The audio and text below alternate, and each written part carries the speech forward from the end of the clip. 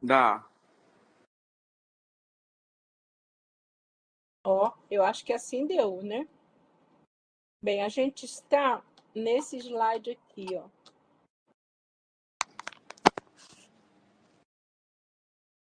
Nesse, né? Na fenomenologia. Nós estamos nesse slide. E aí, eu vou fazer uma síntese do que a gente vai ver hoje, se a gente conseguir, e vocês vão entender por que vocês estão aqui, tá? Eu acho essa aula dos paradigmas a aula mais importante. Boa noite para quem eu não falei ainda, tá? Gilberto, Rosiane. A menina não está aqui, né? A Raquel, então não preciso fazer a descrição. Ó, a Vera Venâncio colocou uma aluna nova para gente. Então, aí, Desculpa, eu acho, Cléia, mexendo aqui. eu acho importante a gente entender os paradigmas, porque a partir dele é como se fosse a cama para a gente deitar, entendeu? Aí, dependendo do gosto, você vai colocar um lençol mais bonito, vai colocar uma almofada, vai colocar um travesseirinho, né? Aí, quer dizer, se você não tiver a cama para deitar, você pode até deitar no chão, mas vai sentir uma dorzinha nas costas, né? Então, assim, as abordagens, as paradigmas são o nosso chão da pesquisa. Se a gente não constrói, se a gente não mapeia esse chão, não limpa, não arruma, não define, a gente vai sentar no chão alheio, porque é o espaço que vai sobrar, né? Se você enche o seu chão de alguma coisa, né, você vai ter que dormir no chão dos outros, não tem outro jeito. Então, é muito importante, porque não necessariamente vocês precisam optar, por exemplo, pela mesma paradigma que o professor de vocês, mas vocês têm que saber defender a causa de vocês em termos do paradigma. E o paradigma, ou abordagem, ou a forma como você vai apresentar o seu trabalho, começar o seu trabalho, tem a ver com com o seu modo de vida, tem a ver com a sua forma de ser, com a sua personalidade, com a sua vivência. Não há como você escolher um paradigma e usar um outro diferente da sua vida, entendeu? Se a pessoa é combativa, se a pessoa é crítica, se a pessoa é uma pessoa mais, vamos dizer assim, que se importa mais com as questões de justiça social, ela vai escolher um paradigma parecido com esse, que tem essas características. Eu tenho, por exemplo, um aluno fantástico, já fez até doutorado, ele até me procurou, que está querendo ir para a universidade aqui perto, e ele é totalmente positivista, entendeu? E não tem problema nenhum isso. Ele trabalha. A cabeça dele, ele anda todo arrumado.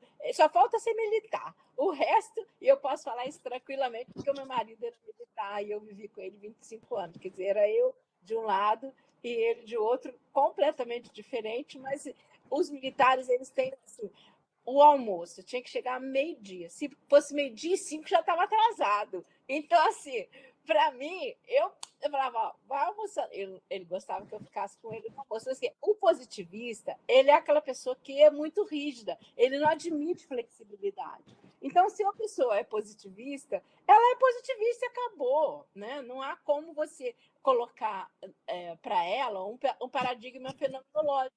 Porque o paradigma fenomenológico, ele parte da escuta do sujeito, da escuta do amigo, da escuta do sujeito pesquisado. Então, não tem como a pessoa que vive num paradigma positivista, o mundo dela se resume a ela própria. Então, é muito mais complicado do que a gente imagina. Não quer dizer que o positivismo tenha alguma coisa negativa. Pelo contrário, nós só temos hoje a vacina, as vacinas todas, o desenvolvimento tecnológico em remédio, por exemplo, porque pessoas da linha positivista fizeram essas testagens.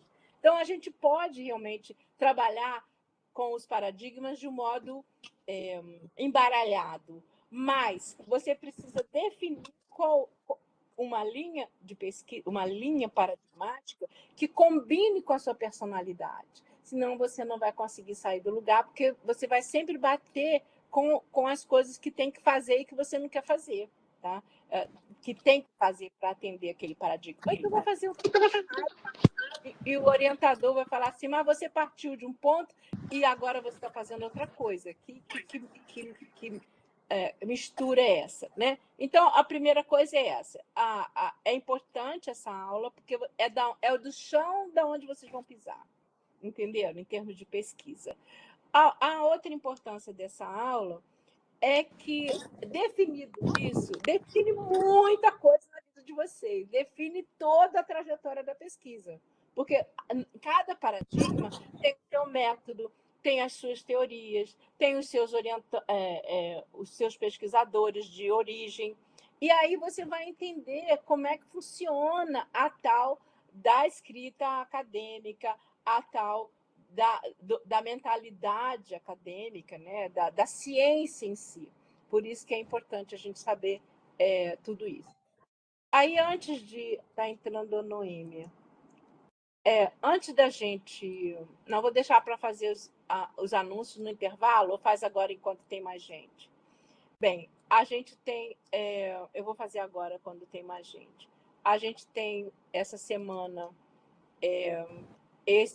o Café com Pesquisa, eu vou mudar a página aqui, vou parar de compartilhar vou compartilhar esse aqui.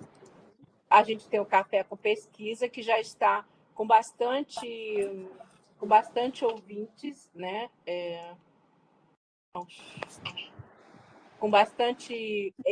com a professora, dia 9 de maio, que é o primeiro que nós vamos ter, né? Que ela vai falar sobre o professor pesquisador. É um livro antigo, por isso eu pedi para ela vir pessoalmente. A Estela é linguista, ela trabalha com muitas pessoas indígenas, muito lá em Brasília, ela é de Brasília. É uma pessoa altamente qualificada, é um pouco mais idosa do que eu, quer dizer, vocês verem como ela tem uma trajetória, né? É professora emérita da Universidade de Brasília e é uma pessoa que estava citada em várias referências desse curso, em outros cursos que já foram dados anteriormente. E ela trabalha com análise de discurso diferente de mim. Ela trabalha com análise de discurso, do discurso mesmo. Quer dizer o quê? Da sintaxe do discurso. Eu trabalho com o sentido e o conteúdo do discurso. Ela trabalha com a sintaxe. E ela tem uma contribuição muito grande para nós com relação à pesquisa. Você tem, né? Você já leu o trabalho dela.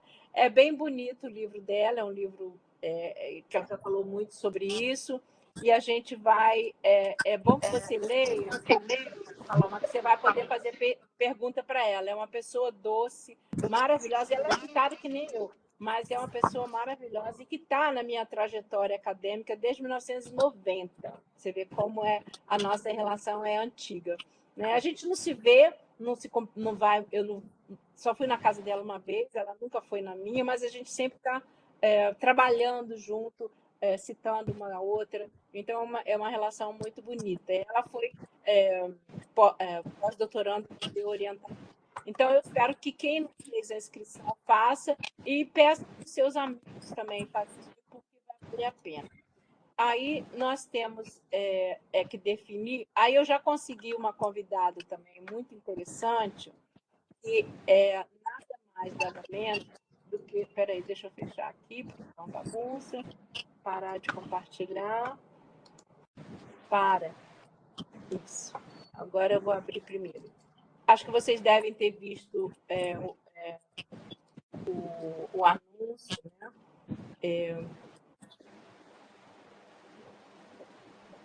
Meu santo Cristo. O anúncio desse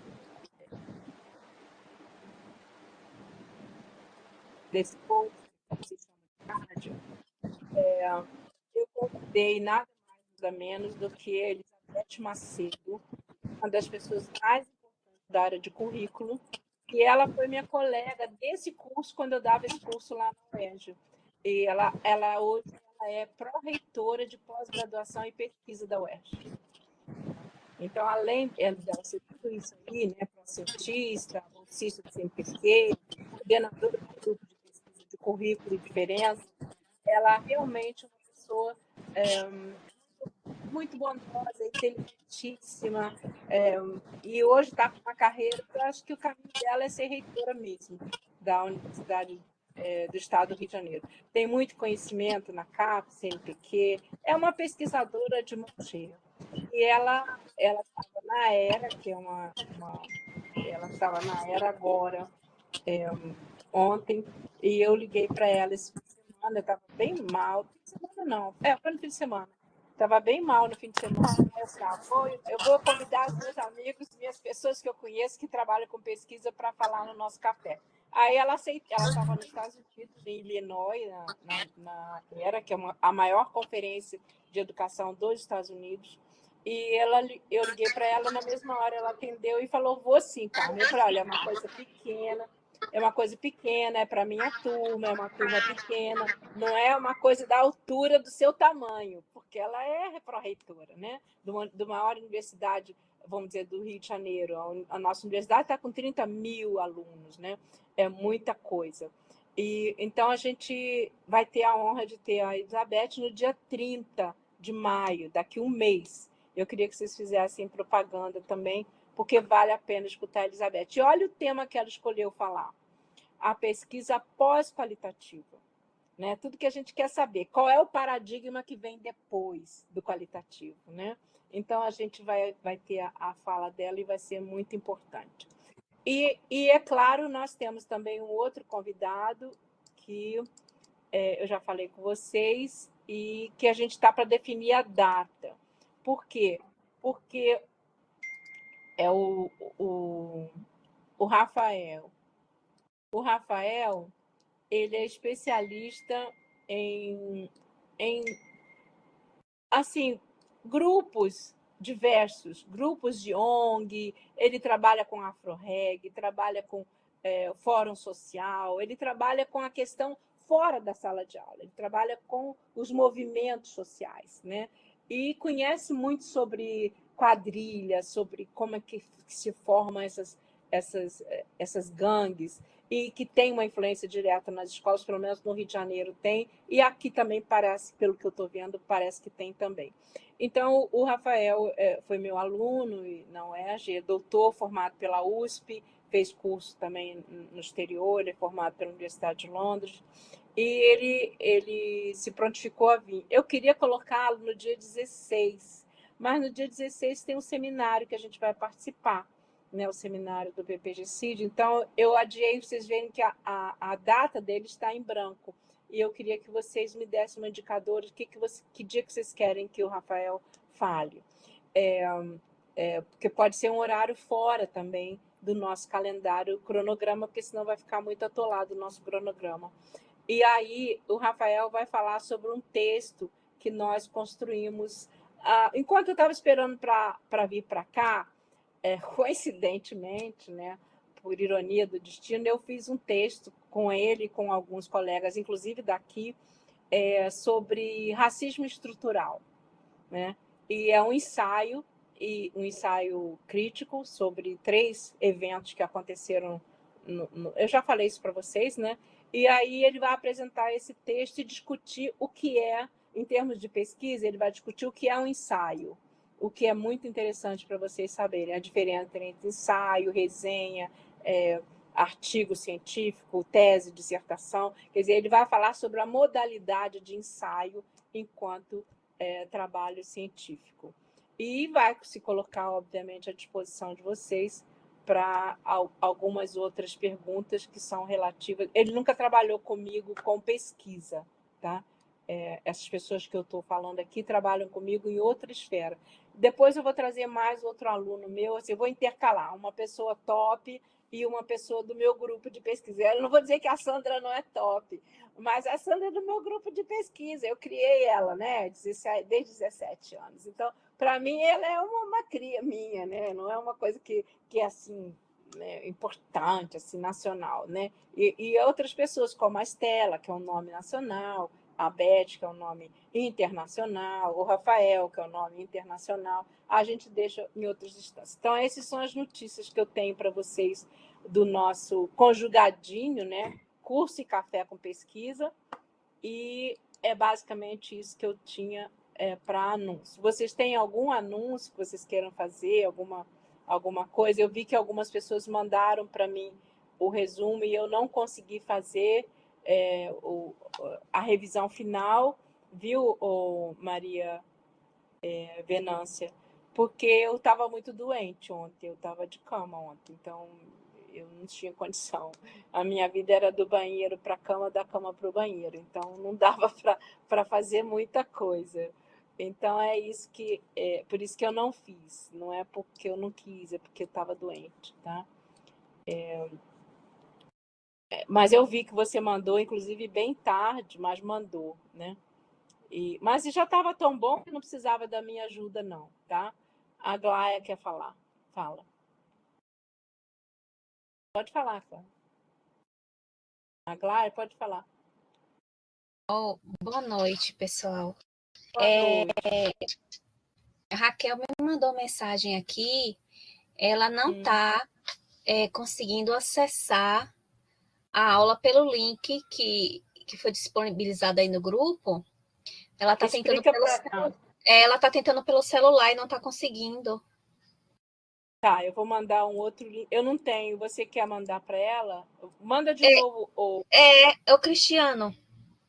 Cristiano, manda de novo. Vou mandar para Ajuda Cristiano. aí. Para ver se ela consegue. Para ver se ela consegue, viu? Eu mando sim.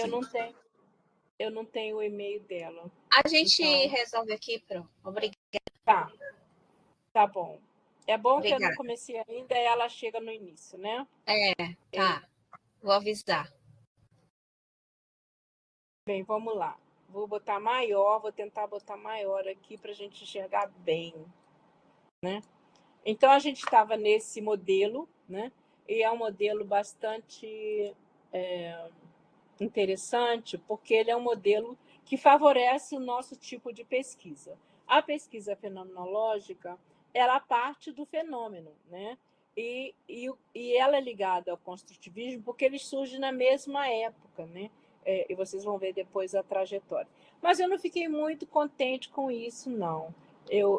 Nós temos um outro slide. Então, aqui, você tem a sala de aula no meio, porque a sala de aula é um universo bem pequeno. Eu colocaria até o aluno ali, em vez da sala de aula. Mas depois a escola, a comunidade, a sociedade, o mundo, os fatores que influenciam essa escola, essa comunidade, esse mundo, e um influenciando o outro. Então, a fenomenologia ela faz esse movimento, né? Um movimento de cima para baixo, de baixo para cima, do particular para o geral, do geral para o particular. E assim, na realidade, o fenômeno é um representativo do todo, né? O fenômeno é um representativo do todo. Entrou você, Judite? De novo? Tá. O fenômeno é representativo do todo. E esse todo é influenciado por tudo aí que está aí, o social, o econômico, o tecnológico, o educacional, econômico, tem econômico duas vezes, o ambiente e os fatores políticos. Eu coloquei só alguns, mas podem colocar quantos vocês quiserem. Eu gosto muito dessa imagem, mas eu fiz uma outra, vocês vão ver depois. E aí eu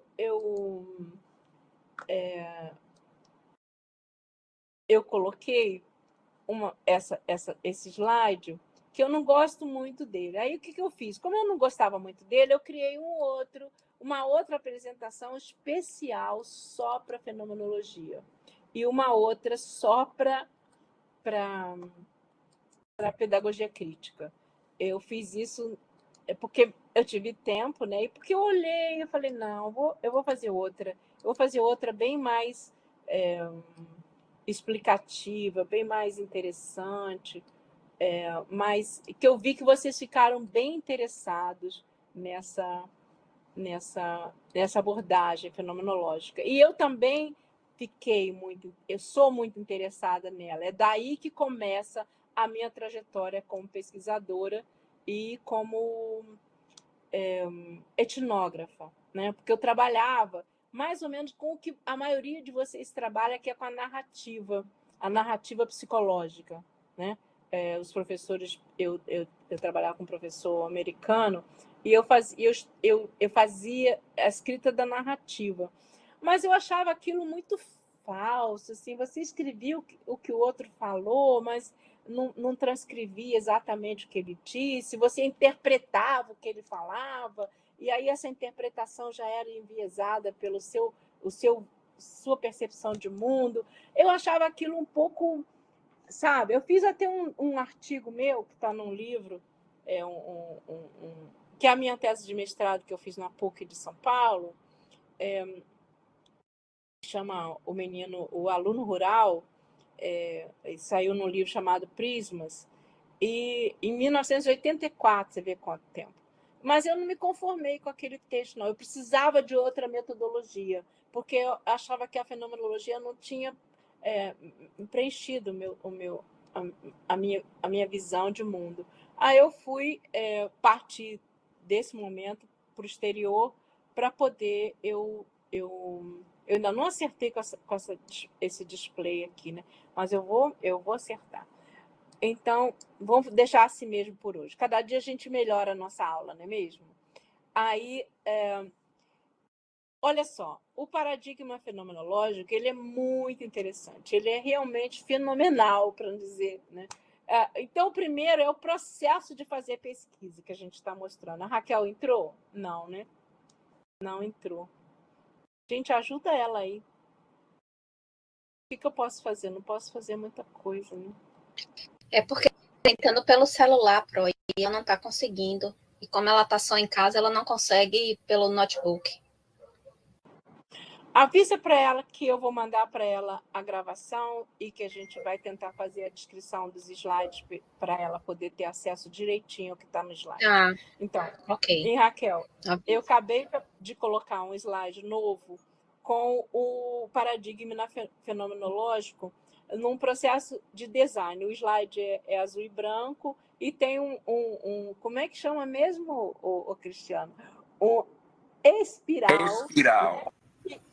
Espiral que vai desde as descrições iniciais até a reflexão e síntese, que ele termina com a reflexão e síntese. Esse espiral está dentro de um quadrado, né? E a palavra design processo, está num outro, uma imagem redondinha. Esse é o slide que a gente está apresentando, e ele diz descrições iniciais, retorno às descrições, reflexão e síntese, leitura e releitura, extração de temas, reflexão e síntese. Então, é muito simples, é muito simplificado isso. Para mim, esse modelo não dava conta de você só descrever, refletir sobre o que está escrito, fazer uma releitura, fazer a extração dos temas e refletir novamente com a síntese. Ele é muito bom, mas se você está trabalhando um fenômeno, mas se esse fenômeno é ligado a uma pessoa, a pessoa se reduz a esse fenômeno, como é o que você está de cabeça para baixo, viu, Juditi? Então, eu não acreditava que os alunos pudessem ser reduzidos ao fracasso. E daí eu realmente não adotei essa parte do design da pesquisa fenomenológica. Tá? Não me foi muito tranquilo. E aí eu volto a apresentar esse design, outro que eu estava apresentando antes, né, de uma forma melhor. A Deise está entrando de novo. De uma forma melhor, mais, vamos dizer assim, explicativa, né? É o paradigma fenomenológico. Aí eu acrescentei o paradigma cultural, né, que não tinha no outro. Tinha 2 vezes e continua com 2 vezes econômico. De qualquer maneira, ele está mais feio do que o outro, mas é o mesmo. Então, o primeiro é muito explicativo, o anterior ele é muito ligado à pesquisa. E esse é ligado à aplicação da pesquisa na sala de aula, entendeu? Vai, Paloma. O que você quer? Mas retirou o ambiental. fator ambiental. É óbvio que o econômico tá no lugar do ambiental. É erro de... Tá? É claro que tem. Mas eu te falei que esses fatores eu coloquei aleatório, mas você pode colocar quantos fatores você quiser. Vai depender do design. Isso é um design que eu criei para representar a sala de aula. Você pode representar dentro daquela figura anterior, do espiral, você pode representar do jeito que você quiser a sua pesquisa, tá? E aí você varia de acordo com as coisas que estão, vamos dizer assim, ao redor, né? Que influenciam esse seu fenômeno que você está estudando. É só para dizer que o primeiro é a pesquisa em si, né? Tirada de Russell, dos autores, dos filósofos, que a gente vai ver daqui a pouco. E o segundo, que é esse aqui, ele é a aplicação disso. Então, vocês podem usar esse mesmo modelo para fazer da pesquisa de vocês.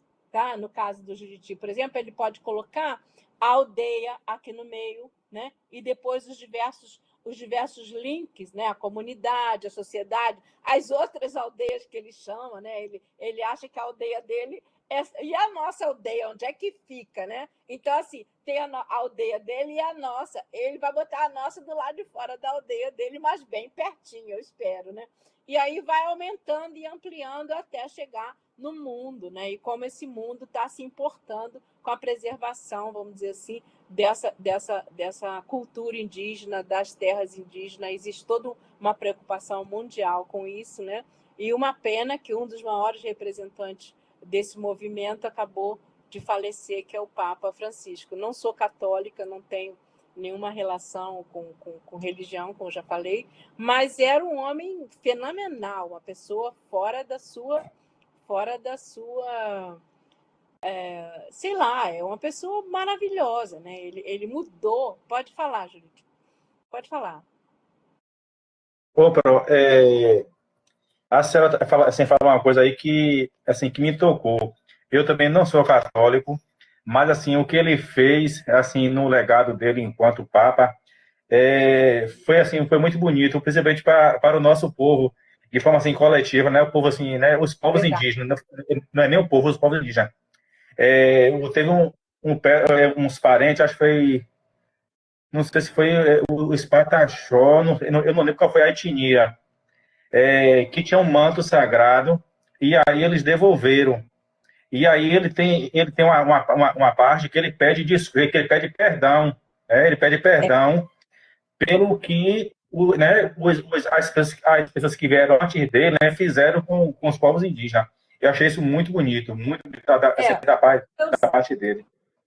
O que eu sinto é que é uma perda muito grande para a humanidade, porque, embora ele seja representante da religião católica, ele influencia muitos mandantes no mundo, muitos líderes mundiais. E, nesse sentido, a gente perdeu uma pessoa muito, vamos dizer assim, aberta, né? A igreja é muito fechada, ela é muito punitiva, e talvez ela retorne a isso. Agora, por exemplo, os papas que estão previstos, um papa lá da África e um outro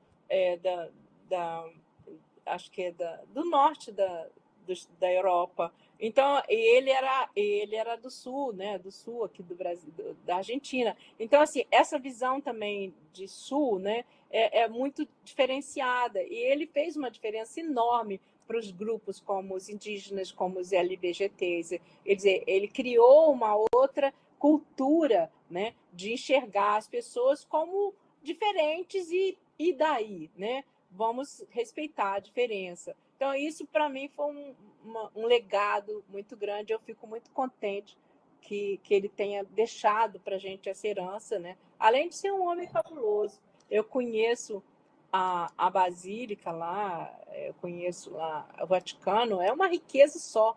É uma coisa de ostentação, sabe? E ele não era nada disso, ele era uma pessoa pobre, uma pessoa do chão, né? Gosto muito. Vamos ver quem vai entrar e a gente espera que seja uma pessoa que siga os parâmetros e os valores dele, né? E se não seguir, a gente vai vendo. Com a mudança cultural que está existindo na Europa, no mundo inteiro, né? Um retorno a um mundo mais duro, mais, vamos dizer assim, mais intolerante, eu acho que foi uma grande perda. Mas a gente só tem uma vida e a gente tem que viver essa vida, né? Então, tudo bem. Bem, então eu trouxe então uma definição da fenomenologia ou da pesquisa fenomenológica. Veja bem, eu estou falando da pesquisa fenomenológica, não estou falando do movimento fenomenológico, do paradigma fenomenológico, estou falando da pesquisa. Tá? A pesquisa fenomenológica ela examina a experiência humana através das descrições fornecidas pelas pessoas envolvidas. Então, ela vai escutar e descrever aquilo que a pessoa faz. Nisso a gente combina com relação a etnografia. Para Raquel, esse slide tem escrito a palavra, também azul e branco, azul claro, e tem escrito a palavra definição, tem escrito essa frase que eu acabei de ler, e do lado direito tem uma imagem de uma criança na frente de uma escola. A escola tem uma bandeira, é bem americana esse tipo de escola, nossas escolas não são assim, né? Tem uma senhora, que parece ser uma professora, que está colocando a mão no ombro do menino com a mochila nas costas, e do outro lado tem um menino, um jovem, sentado em cima de 2 livros, lendo um terceiro, e no meio tem uma pessoa, uma sombra de um rosto, com uma lupa na cabeça. E abaixo tem uma árvore, com simbologia do crescimento, né? É isso que está nesse slide. Todas essas imagens foram geradas por inteligência artificial. E aí, quando bota na inteligência artificial, eles comem um pouquinho das palavras em português, né? Eles bagunçam tudo. E depois não tem como consertar. Bem, aí nós temos um outro slide que fala sobre as características da fenomenologia, ou da pesquisa fenomenológica, né? E esse slide tem também, azul e branco, azul com preto e azul mais claro, em tons de azul, né? Tem 4 figuras, 2 mais representativos do ser humano, uma criança, 2 crianças jovens, e 2 adultos, a mulher com a cabeça, ainda bem, né? E o homem falando, o contrário do que a gente realmente tem de representação de mulher, que é a mulher que fala e o homem que pensa, né? Então, está aqui uma representação bem moderna, né, de como a pessoa está falando e o outro está ouvindo, na realidade. Está escrita a palavra: estudos fenomenológicos ajudam a compreender a relação entre os estados de consciência, com acento agudo no E, obviamente que o acento está errado, individual e da vida social. Então, os estados da consciência individual e a vida social. Quer dizer, o estado da consciência é aquilo que você vê, não é aquilo que realmente é a sua percepção de mundo, né? Se você olha isso aqui, que eu estou mostrando agora, é um mouse de computação. Se você olha isso aqui e a sua percepção, a sua consciência fala assim, isso aqui é um mouse, né? Um mouse. Mas se eu transformar isso aqui numa pedra e jogar em cima de uma pessoa, o meu estado de consciência individual sobre esse objeto muda. E na vida social ele vai representar uma ameaça. Entenderam como a coisa funciona? Eu estou dando um exemplo de um objeto, mas vamos dizer que seja uma pessoa, né? Vamos dizer que seja um estado de consciência individual sobre determinada pessoa. Vocês conhecem uma realidade social, né?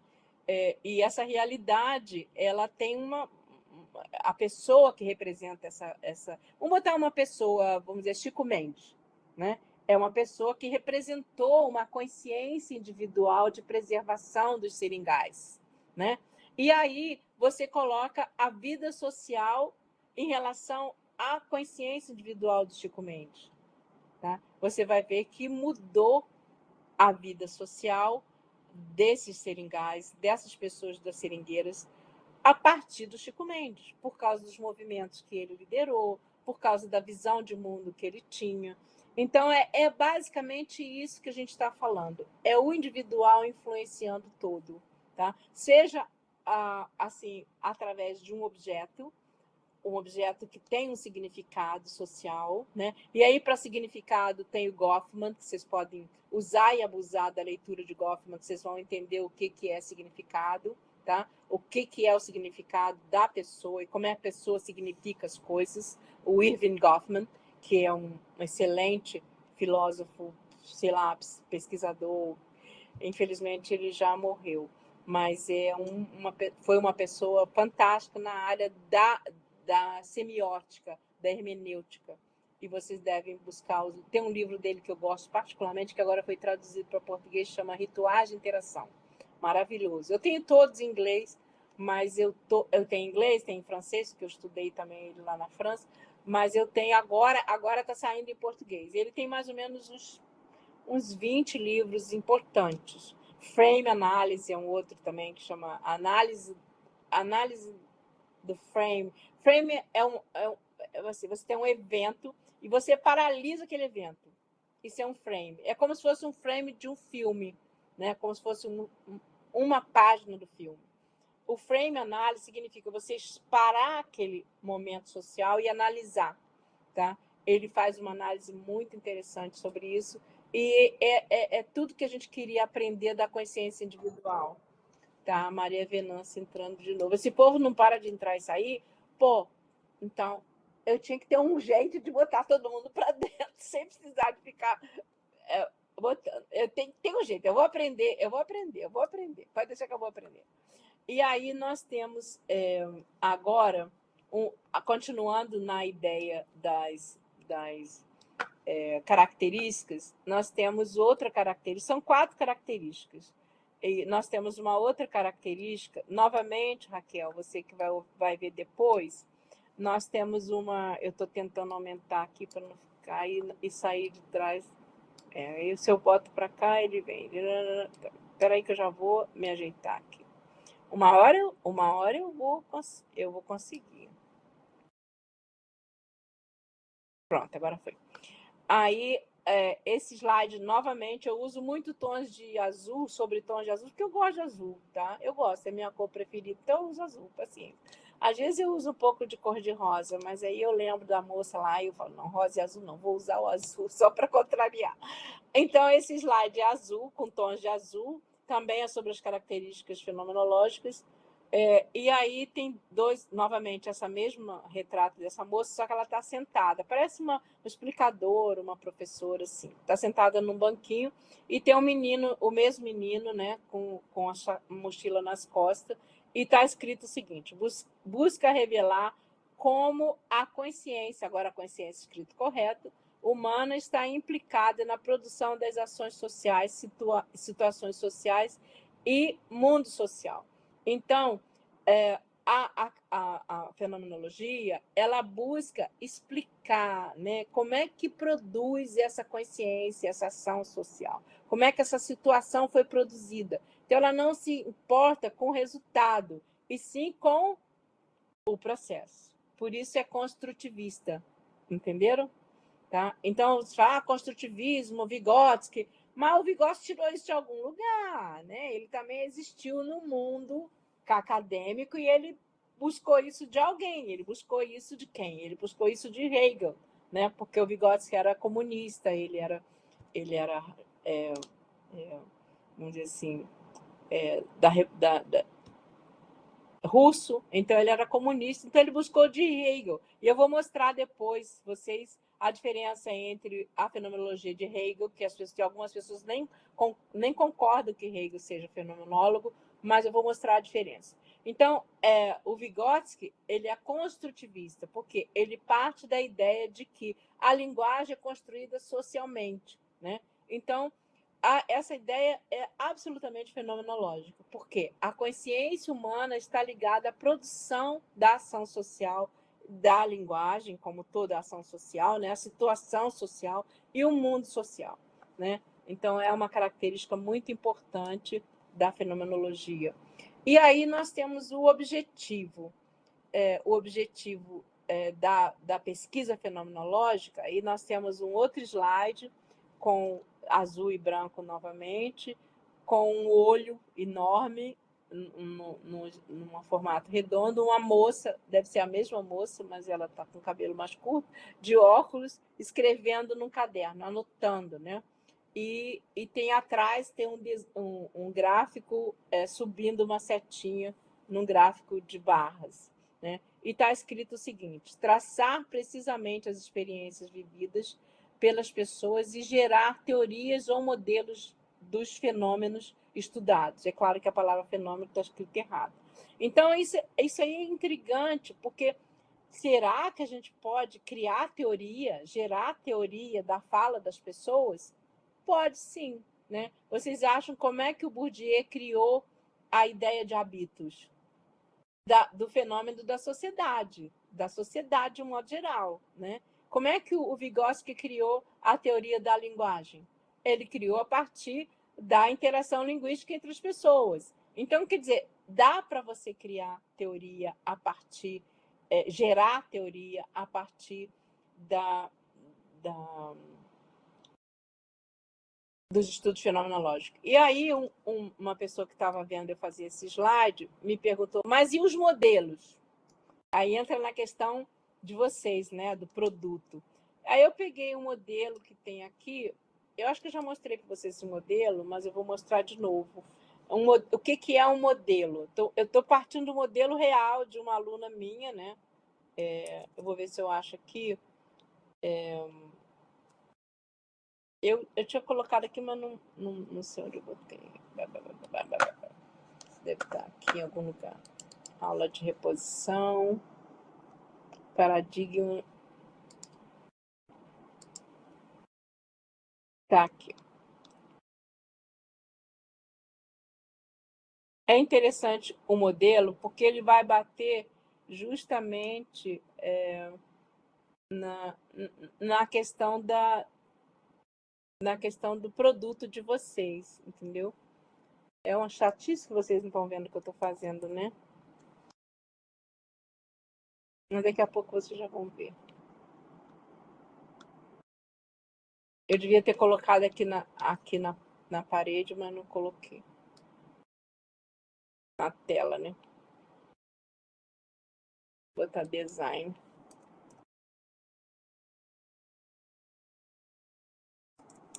Já vou, tá?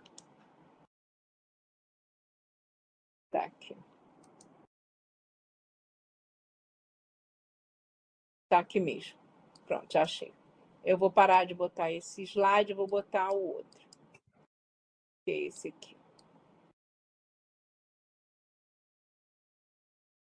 É interessante porque vocês podem criar esse modelo a partir do produto de vocês. E vocês vão ver que não é uma coisa complexa, mas é uma coisa totalmente viável, né? É a partir de da prática da pesquisa, né? Esse modelo partiu desse aqui, né? Partiu desse primeiro aqui. Vocês estão vendo que é um cronograma de atividade, né? É um cronograma de pesquisa. Por acaso ele está em português, mas ele originalmente foi escrito em inglês, que é da tese da Cleo, da Cleonice Pugian. E ela fez um modelo que é um modelo sintético, analítico, fenomenológico, completamente. Ela trabalha com ground theory, teoria de terreno. E ela vai vir dar uma palestra para a gente, se eu conseguir continuar na UFRB, que eu tenho que rir do caso, porque dor de barriga só não dá jeito, tem que rir mesmo, né? Então, a gente, a Cleonice Pugian, o nome dela, vocês podem googlar o nome dela se vocês quiserem, é só isso, Cleonice Pugian. Ela fez esse design, eu fiz junto com ela, representando 3 grupos de meninos de rua e a trajetória dos meninos de rua da escola para a rua e da rua para a escola. Né? Se os meninos iam ou não para a rua, voltavam, depois de ir para a rua, se eles voltavam para a escola ou não. E aí é um cronograma, e aí tem todo um design de o que ela ia fazer. Né? Aqui no meio, o primeiro tem observação participante, em cada grupo. Tem os 3 grupos, grupo 1 de jovens, grupo 1 de jovens, grupo 1 de jovens e educadores. Aqui, jovens na escola. jovens nas ONGs, né? E depois os jovens que ficam na rua. Eu posso passar isso para vocês depois, se vocês quiserem, vocês podem até copiar, não tem problema nenhum, não. E isso aí, ela começou a pesquisa com esse design, né? Ela fez essa pesquisa em Cambridge mesmo, da Inglaterra. E aí a gente fez esse modelo no final da tese. Olha a diferença. É ground theory, mas tem tudo a ver com a fenomenologia. Por quê? Olha só, como é que mudou a configuração. Deixa eu aumentar um pouquinho. Como é que mudou a configuração do design e do modelo dela, né? O modelo agora tem explicitamente as fases aqui em cima, depois a família, né? E aqui a escola e aqui a rua, né? De um lado a rua, do outro lado. Eu estou mostrando, Raquel, só para você imaginar. Você com certeza não dá para imaginar assim a complexidade desse design, mas tem vários setas, vários bolinhas, como é que chama? Quadradinhos, escrito o movimento que foi da rua para a escola e da escola para a rua, e as fases da pesquisa, né? E aí no meio tem o abrigo, que é o divisório entre a família e a sociedade, né? Que mostra bem esse movimento da escola para a sociedade, né? A sociedade que acolhe ou não o menino de rua, né? Os abrigos que ficam no meio do caminho, e qual é o conselho tutelar, as abordagens do governo na rua, está tudo aí, né? A renegociação, as casas abrigo, as casas que só acolhem as crianças durante o dia. Ela fez essa movimentação e demonstrou num quadro único, num design, num modelo, né? A tese dela inteira. E isso vocês podem fazer com o produto de vocês. Aí fala, mas eu não consigo fazer. Consegue, porque a coisa vai estar desenhada na cabeça de vocês.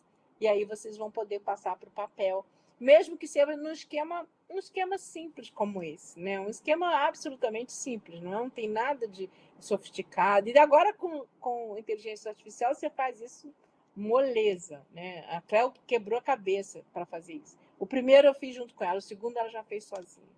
Já estava mais treinadinha.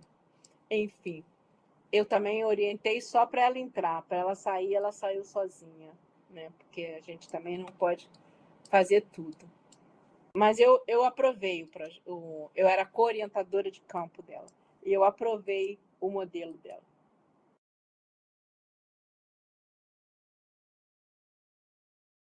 Bem, aí nós temos, já passamos esse slide, nós temos os caras da fenomenologia, né? E aí tem uma discussão enorme no campo acadêmico sobre quem é, e aí vocês vão lembrar legal, porque tem essa ideia dos 3 Hs, né? Aí, dos 3 Hs. Quem são os 3 Hs? O Russell, o Heidegger e o Hegel, né? E aí o Hegel fica na berlinda, porque ele pertence à trajetória, ele é o primeiro, não o último, né? O último é o Heidegger. Ele é o primeiro que sai do positivismo para a fenomenologia. Mas ele criou uma coisa que vocês não vão acreditar. Agora vai começar a Siri querer falar comigo. Eu não mereço isso, tá? Bem, Raquel, só para você saber, eu coloquei uma foto muito boa, criada em inteligência artificial, do Russell, do Heidegger e do Hegel. E coloquei nesse slide, que ele não é azul e branco, ele é azul, bege, branco e preto. Eu coloquei que existe os 3 Hs da abordagem fenomenológica, que se refere aos 3 filósofos fundamentais para o desenvolvimento da fenomenologia. E eu anotei a imagem deles, o nome deles e o tipo de herança que nós temos dele, né? A Russell, a hermenêutica, o Heidegger, a historicidade. Então, vendo? Ela está falando comigo. É a Siri querendo falar comigo. Siri é a minha atendente e virtual de voz. Da Apple é Siri, né? E aí está escrito o seguinte embaixo. O Russell, que chama Edmund Russell, é o fundador da fenomenologia. Olha, se o Hegel é anterior a ele, quem é o fundador é o Hegel, mas não vou discutir isso, é o que está na literatura. Ele propôs que o conhecimento deveria partir da experiência vivida e da descrição rigorosa dos fenômenos. Então, a ideia do Geertz, da descrição densa, que eu já falei com vocês, ela não vem do nada, ela vem do Russell, né? E então ele fala que você suspende os julgamentos prévios, como se a pessoa pudesse neutramente funcionar neutramente na pesquisa. Você é professor, mas você não vai ser professor para efeito de pesquisa, vai ser pesquisador. Então, esse é um outro problema também com a fenomenologia que eu não dá para engolir, a questão da neutralidade científica, tá? Que é uma herança do positivismo, mas que ela entra direto na fenomenologia como um ponto crucial. Nós aqui estamos neutramente. Eu até tentei, gente, eu juro para vocês. Por exemplo, a professora queria que eu intervisse na sala de aula. Eu não intervia, não falava nada, ficava quieto, só olhando. Mas depois eu falava com ela: você viu? Olha só esse vídeo, olha o que aconteceu. Não dá para você melhorar isso assim, assim. Eu não conseguia ficar assim, neutramente, sem ser professora para a professora, né? Então, aqui a descrição rigorosa da experiência e do fenômeno, né? O Heidegger, Martin Heidegger, era aluno de Russell, né? E ampliou a fenomenologia para a perspectiva existencial, focando na questão do ser. Aí vem a questão do Paulo Freire também, e daí na frente vocês vão ver isso. Que o Paulo Freire também é fenomenólogo, muito mais do que pesquisador crítico, ele vem de lá. Ele é de direito, ele é formado em direito. Na maneira como somos no mundo, indo além da consciência pura. Aí já diz que não é mais aquela consciência pura. Existe uma consciência que ela é contaminada pelo existencial. E aí nós temos o existencialismo, que o maior representante do existencialismo é o cara mais caótico da filosofia moderna, que é o Sartre, né? O Sartre. O Sartre, deixa eu dizer, ele é caótico, ele está sempre duvidando das coisas, as coisas que você lê dele, ele é completamente fora da casinha, tá? E aí ele é o representante máximo do existencialismo, tá? E aí vocês vão ler um livro dele chamado Ilusões, que é maravilhoso, né? E que mostra bem isso, como que ele herdou isso de Heidegger, né? E o Hegel, ele fala sobre o fenômeno do espírito. Vê como ele é anterior. Eu até botei a data ali, 1807, ele fala sobre o fenômeno do espírito, né? E esses três pensadores representam um movimento importante da fenomenologia de origem epistêmica Russell, da virada ontológica Heidegger e do fenômeno do espírito o Hegel, né? E aí nós temos, então, uma lição de filosofia que ficou para depois, porque eu não posso fazer essa aula agora, né? É muita gente boa para a gente falar numa aula só. É só para ajudar vocês se situarem nesse mundo epistemológico, quem é quem e por quê. E aí tem uma discussão enorme se o Hegel é ou não fenomenólogo, tá? E aí vocês vão entender por quê. O Hegel não entra diretamente, é outro slide, viu, Raquel? Também azul e branco, e onde eu tenho umas letras que você vai poder ler, porque está em PDF, que fala o seguinte: Hegel não entra diretamente nos chamados 3 Hs da fenomenologia clássica, Russell, Heidegger e Hegel, porque a fenomenologia hegeliana é de outro tipo. Tá? Vou ver de que tipo que é, então. Hegel escreveu A Fenomenologia do Espírito em 1807, antes de Russell fundar a fenomenologia como método filosófico do século XX. Para Hegel, fenomenologia era o caminho do espírito em direção ao saber absoluto, um processo histórico e dialético. Não é a descrição da experiência pura como é para Russell. Então, Hegel é fenomenólogo? Em certo sentido, sim. Está escrito aqui. mas dentro da filosofia idealista e dialética. Então, quem é Hegel? Ele é o fundador da dialética. Ele que criou a dialética. Tá? Ele que traz essa ideia de tese, antítese, síntese. Pula a fenomenologia e vai para a pedagogia crítica. Entenderam? Pula de um para outro. Ele ele era tão para frente do tempo dele que ele estava aqui no sentido da filosofia pura, idealista, né, positivista, e ele passa para a dialética. Por quê? Porque ele é herdeiro das ideias de Marx, que é, vamos dizer assim, a pessoa que criou a dialética no sentido filosófico, no sentido da pesquisa filosofia, da pesquisa hegeliana, da pesquisa fenomenológica e crítica. O fundador da dialética é o Hegel, mas a ideia da dialética em si é marxista, né? Então, ele não é um dos 3 Hs da fenomenologia moderna. Quem ocupa esse lugar dos 3 Hs? Um tal de Henry, que eu nunca ouvi falar, e que vocês também nunca ouviram falar. Então, continuo achando que o Hegel que ocupa esse lugar. Tá? Se você for procurar isso, você vai achar esse Henry, que eu não sei nem quem é. Né? Então, o Russell, Hegel e Henry são ligados pela tradição filosófica contemporânea, que foca o quê? A experiência vivida do ser no mundo, a vida subjetiva, embora muitos considerem Hegel como o 3º H e desconhecem totalmente o Henry, que é o meu caso. Eu não conheço o Henry e realmente nunca ouvi falar. Né? Mas quando eu estava fazendo essa pesquisa, olha que fotografia maravilhosa. A inteligência artificial é outro nível, né?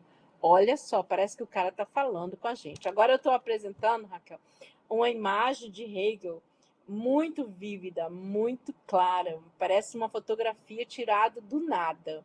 E vamos dizer assim,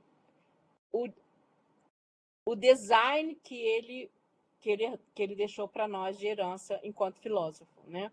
E está escrito, então, em 3 círculos, tese, ser. Antítese, não ser. Escrito não errado. Síntese, vir a ser. Né? Exatamente a trilogia, vamos dizer assim, da dialética. E está escrito embaixo a frase mais famosa de Hegel. A fenomenologia é uma abordagem filosófica que começa com a exploração de um fenômeno do espírito lógico, ontológico e metafísico, que está por trás do fenômeno. O nome dele é muito grande, George Wilhelm Friedrich Hegel, só para vocês saberem o nome dele. Então, essa é a definição dele. Eu não vou entrar no mérito da definição, porque explicar o que é espírito lógico, ontológico e metafísico vai levar umas 3 ou 4 aulas. Então, só para vocês saberem de onde está saindo isso, para vocês conseguirem entender o que é a fenomenologia hegeliana. Tá? Então, existe toda uma história hegeliana. Gente, novamente, olha a foto desse cara. Parece que ele está conversando com a gente. Agora eu estou apresentando, Raquel, o Russell. E tem uma imagem, fotografia dele fantástica, em preto e branco. E está escrito a definição dele de fenomenologia, que é uma abordagem filosófica que toma a experiência intuitiva de um fenômeno como ponto de partida e busca extrair delas as características essenciais da experiência e a essência do que experimentamos. Então, o Russell é o pai da fenomenologia. É ele que define a fenomenologia, porque a fenomenologia é isso, a experiência intuitiva, aquela coisa que você pensa que é, aquela coisa que é subjetiva, que é... Vai, Rosiane, fala aí. Além de quase dormir, você está querendo falar. Pode falar. Estou quase dormindo, mas estou prestando atenção. Estou me esforçando para estar aqui. Ô, professora, a Noemi, ela está com dificuldade com o áudio. Ela está achando que está muito baixo e ela está sem fone. Eu não estou tendo dificuldade porque eu estou ouvindo com fone. Tá, mas existe a possibilidade de aumentar um pouquinho. Tá, obrigada. Deixa eu ver se aqui tem alguma... O meu computador... É porque também eu estou falando para o computador, né? A Paloma quer falar. Vai, Paloma. Você primeiro, depois Juriti. Ô, professora, quando a senhora estava explicando, né? E aí a senhora começou a falar o ponto de vista de cada um dos Hs, né? Dos autores. Eu fiquei lembrando da neutralidade axiológica de Max Weber. Ele vem depois, e quando ele traz isso da pesquisa, né? Porque eu lembro que eu estudei isso lá em pedagogia, quando eu estava no FRB, né? Essa questão da neutralidade também do professor, e tem até uma fala assim, né? Que os alunos precisam aprender a pensar por eles. Né? A gente influencia nossos alunos assim, pelo modo de ser, né? Não dá para instigar os alunos a lerem se a gente é só falando. A gente precisa ser um exemplo de professor que lê. Então, inevitavelmente, o professor inspira o aluno, né? Para o bem ou para o mal também. Né? Mas, assim, quando a senhora estava falando da neutralidade da pesquisa, né? Que é, de fato, a pesquisa precisa ser objetiva e precisa tratar com procedimentos rigorosos para também trazer a verdade. Não é uma coisa de juízo de valor. Eu acho que é isso, porque eu estou nesse lugar de fala, né? E aí minha pesquisa não é pautada nisso, ela é pautada em evidências, né? Em procedimentos rigorosos, porque ela precisa trazer a realidade e não as minhas impressões. Mas quando o Max Weber vai falar lá na frente na sociologia, na neutralidade axiológica, está remetendo a essa discussão que a senhora trouxe, não sei se foi, é porque eu não sei falar o nome, se foi a Russell, porque quando a senhora mostrou ali o slide, né, dos três filósofos, né, a senhora falou disso, da neutralidade da pesquisa científica, né? Então, a neutralidade axiológica vem desse ponto de partida também? É exatamente isso. Exatamente isso. O axioma é a razão, né? Então, a neutralidade da razão significa que você se abstrai. É a questão que está naquele livro que eu mandei vocês darem uma olhada, do Bourdieu, que ele fala sobre a subjetividade e a objetividade na pesquisa. Exatamente isso. Você está colada na sua realidade de tal forma que você não consegue deixar de ser professora e mãe. Vamos dizer, não sei se você é mãe, mas você vai ser sempre a professora do seu filho, porque você é professora. Então, você critica a professora dele, você fala da professora dele, você ensina a ele que a professora tem que fazer isso, porque você está colada naquela realidade. Você é mãe, não tinha nada que se meter, mas se mete, né? Você é filha. Aí você vê alguém fazendo alguma coisa com a mãe, você fala assim, mas uma filha não faz isso. Então, esse neutralidade axiológica é justamente a impossibilidade de você fazer como as pessoas fazem na experiência científica pura, né? Você bota lá o ratinho para andar e deixa o ratinho andar. Você não tem nada a ver com aquilo, né? Mesmo assim, a hora que você parou, a hora que você alimentou, já não é mais neutra. Isso vai influenciar no resultado. Então, mesmo o experimento em si, ele tem essa contaminação da razão, da experiência. Por isso que o Russell é tão importante. Porque a razão da experiência, ela é colada no sujeito. À medida que ela é colada no sujeito, para você descolar, primeiro você tem que ter muito exercício, quer dizer, o cara, por exemplo, que é psicólogo, né? Que ele é o cara que é mais fenomenólogo do mundo, é o psicólogo, né? Ele tem que sair daquela realidade dele e entrar na sua realidade. Mas, por exemplo, eu tenho essa experiência muito de perto. Eu dei alta em vários psicólogos, porque eles queriam ouvir sobre a minha vida. A minha vida é tão interessante, tão louca, que eles queriam ouvir a minha vida. Aí eu falei, não, eu não paguei você para ficar ouvindo a minha vida. Eu paguei para você resolver esse problema que eu estou agora. Então, vamos lá, vamos conversar sobre... Não, mas primeiro eu tenho que saber do seu pai, da sua mãe, da sua vida. Eu não quero saber. Então, a colagem do sujeito impede que ele tenha essa neutralidade. Então, a neutralidade axiológica do Max Weber é realmente exatamente isso que a gente está falando. Mas vamos esquecer esse negócio de neutralidade, porque a gente tem um meio de superar isso na etnografia, lá na frente, quase a última aula. Vai, Juriti, o que você quer? Por que tem tanto Y no seu nome, meu amigo? É assim que escreve na sua língua? É isso? Muito legal isso. Muito legal. Amei. Oi, Pro. É porque o I a gente coloca Y, entendeu? Entendi. Muito legal. Fala aí, qual é a sua dúvida? Não, foi porque Atendeu você? acho que foi. Atendeu, Paloma? Você entendeu?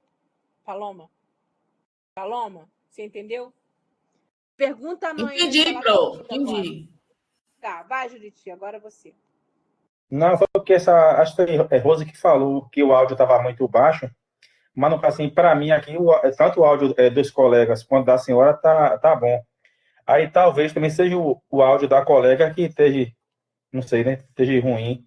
Mas assim, para mim que estou aqui usando o celular, o áudio está muito bom. Tanto da senhora falando, Paloma falando, quando o Rose falou Tá também, bom. o áudio Eu estava tô muito falando, bom. eu tô É falando só isso.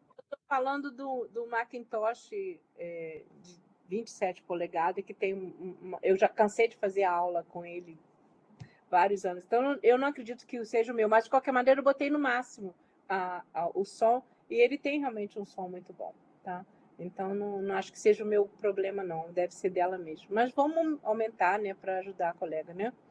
Fala aí, Paloma, o que você quer de novo? Paloma, fala.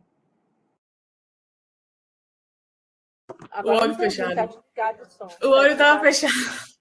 Microfone. Sempre que a senhora fala também na pesquisa etnográfica, eu me lembro também de um texto que me marcou muito no meu curso de pedagogia, que foi de Goethe, sobre a briga de galos balinesa. A experiência que ele teve, né, riquíssima. Eu acho fantástica assim, a etnografia. Desde da aula que a senhora fez com a professora Sandra, mas assim, se envolver ali, vivenciar na pele aquela experiência, eu fico encantada quando fala de A pesquisa briga de galo etnográfica. é bem interessante, né? Tem um livro do Bourdieu que é fantástico, que chama The Men in White, Os Homens de Branco. Ele faz um livro cacete de grande, sabe? Muito grande, muito grande. Ele fala sobre a vida dos médicos. O que é você vestir a roupa branca, o que significa a medicina na sociedade francesa. É um livro fantástico. E o outro chama...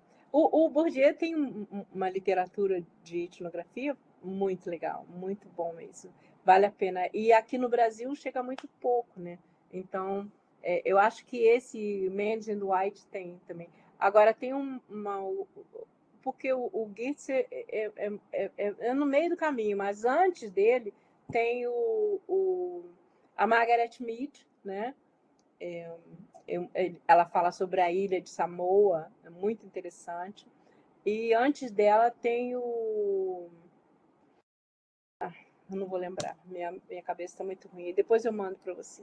Tá? Realmente a etnografia é a minha aula, só que vocês só vão ter no segundo semestre, se os orientadores de vocês permitirem e se eu continuar na UFRB, porque as coisas estão complicadas. Mas eu sou guerreira, tá? Então, eu vou dar uma disciplina só de etnografia e etnomatemática. Então, você vai ver isso de pertinho, tá? Vamos lá? E aí tem um esquema de Russell. O Russell, ele tem um esquema, viu, Raquel? Tem um esquema. Eu coloquei um slide em preto, em branco e azul também, novamente, e tem escrito esquema de Russell. E tem uma pirâmide egípcia, né, representando os filósofos, dois homenzinhos só representando dois bonequinhos em bolinha e uma lâmpada. E uma setinha caminhando entre esses dois desenhos, e embaixo está escrito, embaixo da pirâmide está escrito abordagem do conceito filosófico. E o segundo é experiência intuitiva entre as pessoas. E o terceiro é essência do que é experimentado. E é muito interessante esse esquema, porque mostra exatamente de onde ele partiu e para onde nós estamos, né? A essência do que é experimentado é muito etnográfica, é muito novo, é muito histórico, né? E a experiência intuitiva entre as pessoas é uma experiência que é difícil de ser traduzida, difícil de ser interpretada. Ela é um fenômeno social, ela é um fenômeno individual, é um fenômeno da consciência e da sociologia também, né? Então, é um esquema bastante complexo, mas simples ao mesmo tempo. Porque se você não tiver essa relação entre as pessoas, você não está fazendo pesquisa fenomenológica, tá? É bem simples você entender isso, né? E aí, novamente, uma foto fantástica do Heidegger. Eu mesmo fiquei boba como é que eu consegui essas fotos pela inteligência artificial. Cada dia eu fico mais encantada com a inteligência artificial. Tem uma fotografia em preto e branco do Martin Heidegger. Ele é um precursor, ele é precursor não, ele é sucessor do Husserl. Ele foi aluno do Husserl, né? Então, o Heidegger, ele fala o seguinte, ele ampliou o conceito de Husserl da ideia da perspectiva essencial focada na ontologia fundamental da questão do ser. Não vou explicar isso também, porque é muito complexo, é só para vocês terem um marco da onde ele partiu, tá? Então, a obra principal dele é Ser e Tempo, uma introdução à metafísica. Você vê a metafísica agora que começou a despontar, e ele já estava falando disso em 1927. Né? Os conceitos dele também estão aqui no slide, eu não vou ler. O conceito de ser no mundo, o conceito de autenticidade. E ele trabalha com a questão do ser e o tempo. E aí nós vemos que tem uma herança muito grande dele com no trabalho de Goffman, porque o Goffman trabalha o tempo todo com a questão do tempo cronológico, do tempo sazonal, e você vai gostar muito dessa ideia. Tem um texto meu, Judith, que fala sobre o Kairos, e o tempo Kairos e o tempo Cronos, né? Um texto meu e da Sandra. Né? E o tempo Kairos e o tempo Cronos são dois tempos muito comuns na vida atual. O tempo Cronos, como vocês devem saber, é o tempo cronológico, é o tempo marcado pelo tempo do relógio, esse que a gente vive hoje nessa correria. E o tempo Kairos é o tempo da natureza, é o tempo da estação, é o tempo das pessoas, é o tempo das coisas. Né? As coisas nascem, crescem, morrem, né? É o tempo da natureza, o pôr do sol, que cada dia num horário diferente. Né? Então, esse é o tempo Kairos. Então, ele fala que esse tempo que o Heidegger está falando é o tempo Kairos, é o tempo sazonal, é o tempo das pessoas. Você não pode apressar e querer a resposta. Por isso que você tem que fazer entrevista de 1 hora, 1h30, 2 horas, até a pessoa cansar de falar. Porque você precisa ouvir. E para ouvir, você tem que entender a pessoa. Para você entender a pessoa, demora um tempo. Às vezes as pessoas ficam casadas 20 anos e o marido, e você não sabe. Eu vou contar uma história para vocês, que vocês vão ver como que isso é realmente uma coisa séria, o tempo Cronos e o tempo Kairos. O meu marido sempre deixava no prato dele, que ele comia, uma coisa muito gostosa no canto do prato. E deixava para o final. E eu, idiota completa, ia lá e falava, você não quer? Então eu vou comer. Tá? Só que anos e anos e anos e anos depois de casada, ele estava na casa da irmã dele, que nasceu com eles, são 2 anos de diferença, mas era muito parecido. Ele falou, aí ela virou para ele e falou assim, Carlos, você continua deixando o que você gosta mais para comer no final. Entenderam? Você casa com a pessoa que você ama de paixão, que você vive aquele romance, e você não conhece a pessoa, tá? O cara deixava, o meu marido deixava a comidinha que ele gostava mais para comer no final, e eu ia lá e roubava, achando que ele não queria mais, porque era o que eu fazia. Então, o meu tempo, Kairos, não combinava com o dele, obviamente. Né? Eram tempos diferenciados em termos de gestão do prato que você está comendo. Só para dar um exemplo. Isso vocês vão encontrar na vida de vocês, assim, de montão. É só vocês começarem a prestar atenção, tá? Porque isso é muito comum na vida de todas as vidas, né? As pessoas têm o tempo delas e a gente tem o nosso. O meu, sinceramente, é muito rápido. Eu pego as coisas assim, eu quero fazer tudo ao mesmo tempo, eu tenho um tempo muito rápido. E às vezes as pessoas que estão comigo não têm.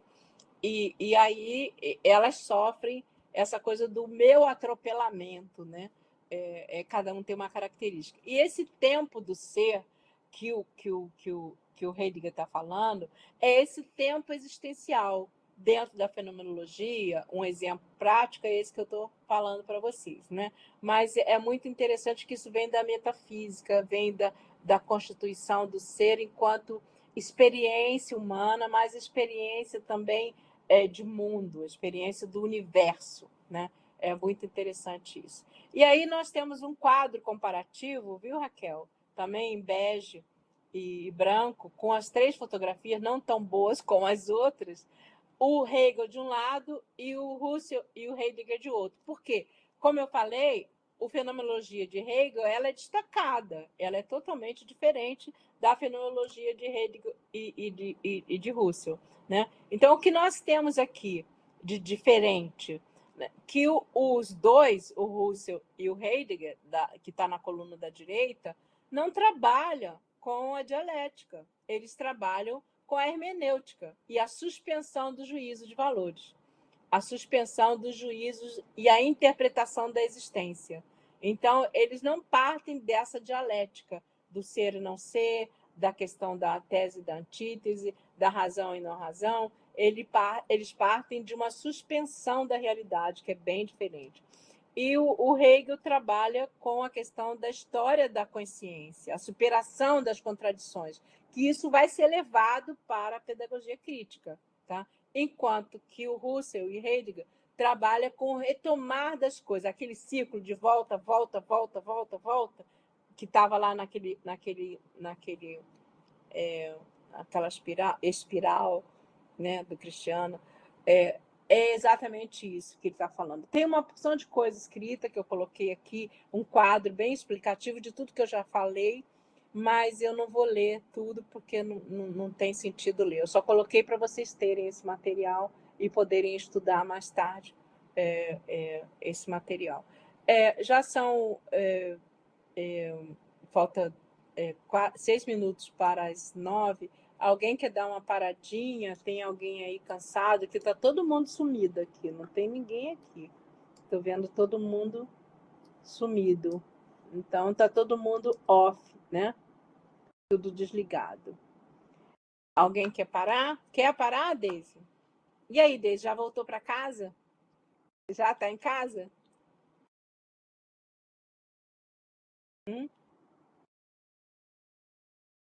Abre o áudio, Deise.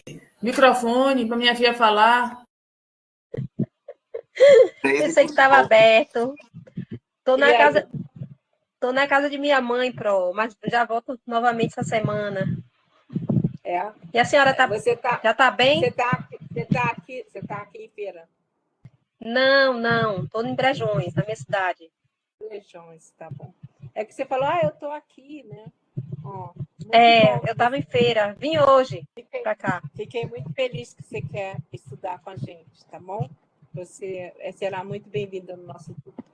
Então, deu para você sentir de onde a gente partiu, essa ideia de etnografia, de descrição do sujeito? Ela vem de uma ideia muito assim, primária mesmo, de descrição, interpretação, e vai caminhando para um outro patamar. Quem mais quer perguntar alguma coisa? Você tem alguma dúvida, Deise? O PRO, na verdade, essa questão, né, da fenomenologia, ela parte, né, da questão mesmo, na prática mesmo, da valorização, né, dessa escuta que a gente precisa ter. Principalmente a gente viu muito forte na aula passada, né, quando Sandra apresentava as imagens ali com as detentas.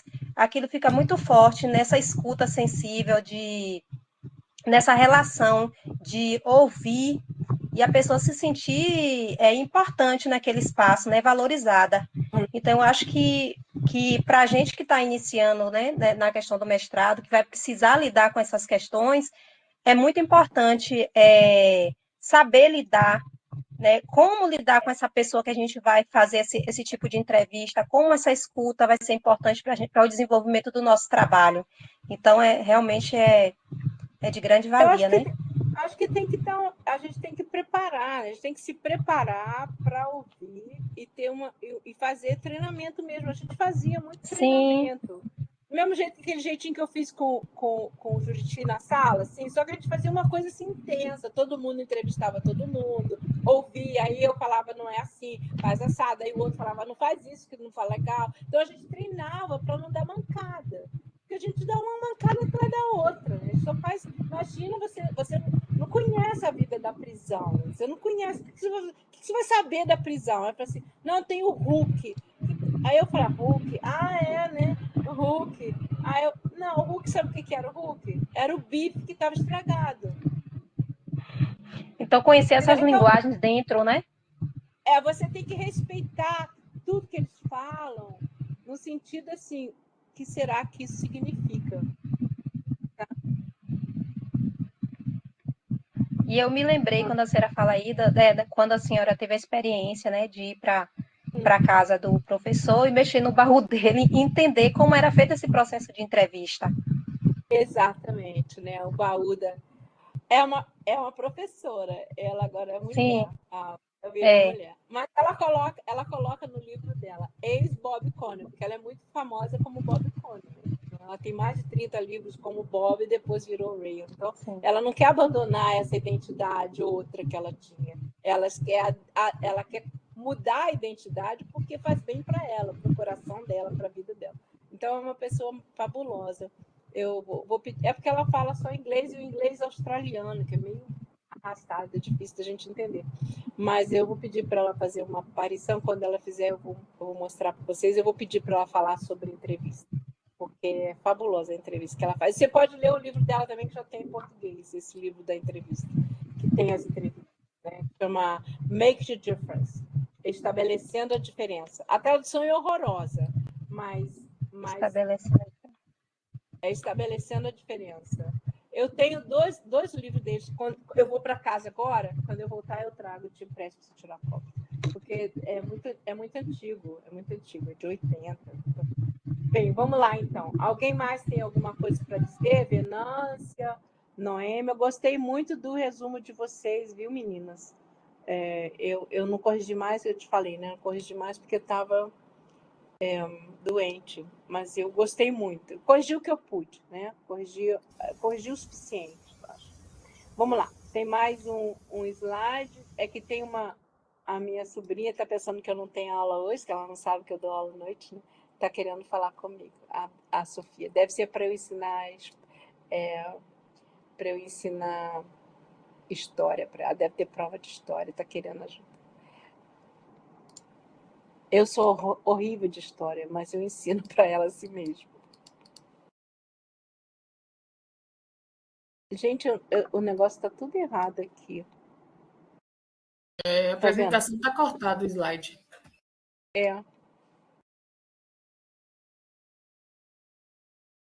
Porque vocês pularam aqui para cima. Vocês pularam para o lado. Não sei por quê. O slide está pela metade, aqui também, para mim. Pois é, porque vocês estão do lado aqui. Eu não sei como é que faço para mudar. A senhora mexeu em alguma coisa que não pode. Tá igual menino Malino. Cristiano está igual a Lombardi. A gente só ouve a voz. E o Cristiano resolveu...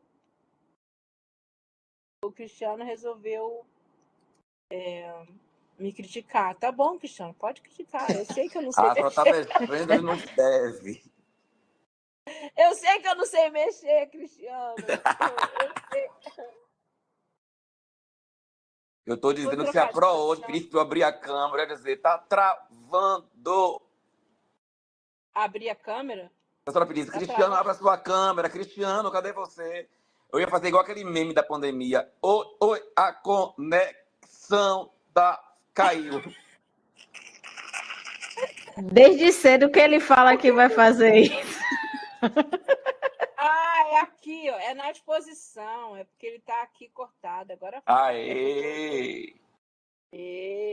Tá vendo? Se não é o Cristiano me falar, eu não sei fazer isso. Mas eu tô acostumado com... esse negócio de dar aula online, eu dei muita aula online quando eu dava aula para a Alemanha, mas era mediado pelo aquele programa esquisito que chama Moodle. Mas aí era tudo tranquilo, porque eles que faziam conexão, eu só dava aula, entendeu? Agora aqui a gente tem que fazer tudo, eu não sei como é que funciona, não. Então, eu tô pelejando aqui, né? Vamos lá, então. Aí ficou bom agora, né? Resumindo a história do Hegel, do Russell e do Heidegger, nós temos o seguinte, né? Tem um outro slide falando, resumindo, o quadro comparativo da fenomenologia de Hegel, fenomenologia moderna de Russell e Heidegger. Hegel entende a fenomenologia como um processo histórico dialético do espírito, tá? Tem essa questão da dialética. E o Russell e o Heidegger não têm a dialética. Vem a fenomenologia como descrição da experiência e análise do ser no determinado tempo, certo? E aí o método é completamente diferente. O método de Hegel é dialético e o do Heidegger, do Russell e do Heidegger é descritivo hermenêutico, tá? Então é basicamente essa a diferença entre os dois, entre os três Hs, que eu acho que é legal vocês, assim como para mim foi, eu acho que é legal vocês entenderem, né, como é que funciona gravar esse negócio dos 3 Hs, porque aí você fica com isso para sempre, né? E vai buscando a conexão deles três, né?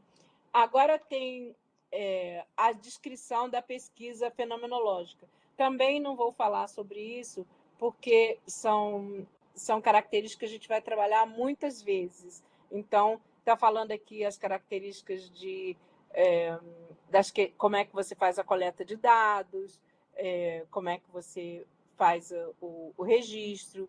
Isso tudo eu coloquei aqui para ajudar vocês a entenderem como é a questão da pesquisa fenomenológica, tá? E aí nós temos a análise de dados, que eu acho que é importante falar, porque entra um detalhe que é bem vindo da pesquisa positivista, mas também remete à pesquisa pós-moderna atual, né, que é a pedagogia crítica e emancipatória. Então, a análise de dados, Raquel, só para você saber o que tem aqui na frente, tem um slide bege e azul novamente, aí tem um gráfico de tabela com uma lupazinha, tem um menino no meio com cérebro, e do lado tem uma pessoa dando uma aula mostrando um gráfico. E embaixo da lupazinha está escrito assim, contrastar e comparar dados para identificar padrões, temas e fio condutores. Isso é muito importante. A pesquisa fenomenológica, assim como a etnográfica, diferente da pesquisa positivista, ela compara dados, ela compara numericamente os dados. Tem tantos disso, tanto daquilo, tá? Tem tantas falas sobre isso, então isso é para ser considerado. Vamos ver. Então, a gente usa muito, por exemplo, a pesquisa do Ibope, né? Seria uma coisa, se não fosse tão mal feita, seria uma pesquisa de contraste bastante interessante, de comparação. Então, a gente pode partir de uma pesquisa do Ibope, por exemplo, para saber o porquê, o processo, entenderam? Você tem a comparação e depois você tem o processo. O processo é totalmente fenomenológico, né? O processo e aí você identifica padrões. Esses padrões podem ser típicos ou atípicos, mas eles são fio condutores dos temas ou das que eu chamo de categoria, tá? E aí nós temos um outro tipo de análise que é buscar um entendimento conciso. Eu tive que substituir essa palavra, que você já imagina o que estava escrito ali, né? Da experiência vivida, tá? Então, o entendimento conciso da experiência vivida é justamente aquela análise que se pretende destacada, se pretende neutra, né? O entendimento a partir do que o outro fala, né? A partir da vivência. E daí é que as pessoas vão para o lugar daquela pessoa para poder entender e viver aquela vida para saber como que é. Por isso que se originou a etnografia da hermenêutica.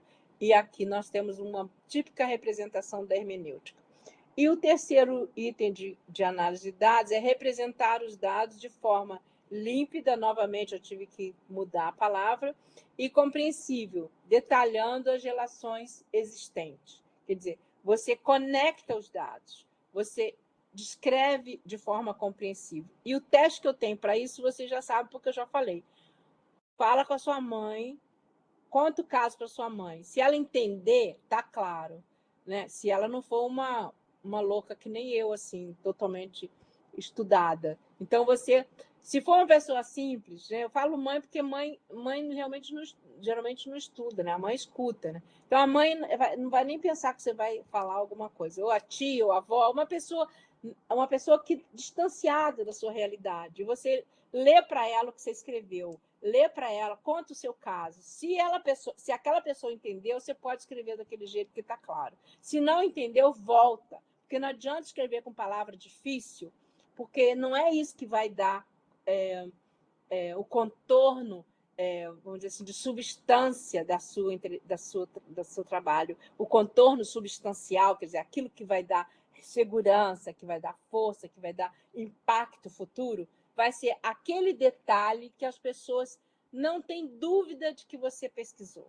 Aquele detalhe que é altamente relevante, que foi várias vezes testado e que você tem certeza que é aquilo mesmo. Então, quais são os tipos de pesquisa fenomenológica? Aí nós chegamos num ponto importante para vocês. Esse slide está da seguinte forma. Ele já vai ficando um verde, azul, verdeado, né? E está escrito tipo de pesquisa fenomenológica do lado direito. Do lado esquerdo tem um homenzinho com a lupa, um livro com um cérebro. Agora o cérebro foi para o livro, né? Um homem pensando, sentado numa cadeira com ponto de interrogação, e um diploma, né? Um pergaminho, né? A primeira é pesquisa realista. A pesquisa realista é aquela que conta sobre uma realidade, né? Que fala sobre uma questão da vida real. A pesquisa fenomenológica constitutiva é aquela que é construída a partir de um evento constitutivo, por exemplo, o casamento, o estupro, o casamento infantil, um fenômeno qualquer, né? O fato de você ser discriminado por alguma razão. Quer dizer, é um fenômeno constitutivo da razão humana e da sociologia humana. Então, é um fenômeno que envolve não o realismo puro, mas um realismo construído por determinado grupo, num determinado contexto social.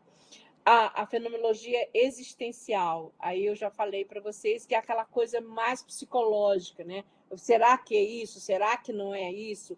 Vamos ver um exemplo. Será que eu me sinto confortável com determinado tipo de viagem ou sala de aula? Será que eu estou confortável falando sobre determinado assunto? Tem pessoas que não conseguem falar sobre determinado assunto. Eu, por exemplo, fui para o psicólogo para falar uma palavra que eu nunca tinha aprendido a falar. Era um palavrão, que eu falo palavrão com muita facilidade. Mas esse eu não falava. E eu queria descobrir por que eu não falava. Eu fui para a psicóloga e falei assim, eu não falo a palavra tal. Aí ela falou assim, mas você tem que exercitar, tem que exercitar. Eu fui falar a palavra, uma aluna minha que trabalhava comigo há 11 anos rompeu comigo, nunca mais falou comigo. Então, eu não devia ter falado, não devia ter aprendido a falar a palavra. Eu não vou dizer qual é a palavra, não, tá? Mas, assim, uma questão existencial. Bro, fiquei curioso agora. Depois eu digo em off para você. Não, a palavra é horrorosa, não vou falar. Mas eu não sabia falar aquela palavra. Não falava. Tem pessoas que têm dificuldade de falar, né? Tanto que usam apelido, por exemplo, os órgãos genitais, né? As pessoas usam apelido. Então, assim, as pessoas têm dificuldade de nomear as coisas, né? E isso o Paulo Freire trabalhou muito. Tem que nomear as coisas para você fazê-las existirem. Então, a psicologia existencial, ou a fenomenologia existencial, ou a pesquisa existencial, parte dessa nomeação do mundo, tá? E isso é muito interessante. E a pesquisa hermenêutica é a análise do sentido das coisas, né? Cada coisa tem um sentido em determinado contexto. A hermenêutica está escrito errado, né? Então, a hermenêutica, ela é o significado, é a partir da hermenêutica que eu trabalho. Interpreta, né? A hermenêutica. Mas todas elas interpretam. A arte de interpretar, né? A hermenêutica. Não. A arte de fazer sentido do sentido. A interpretação é característica geral da fenomenologia. Sim, Todas sim. elas trabalham com a interpretação. Sim. Mas a interpretação hermenêutica é a interpretação a partir do sentido. A partir do sentido que a pessoa faz daquilo que ela está vivendo, e não o sentido que você faz da vivência dela. Sim, sim. Compreendo. Então você fala assim, você quer fazer uma entrevista com alguém, assim, você pode perguntar para ela, o que que você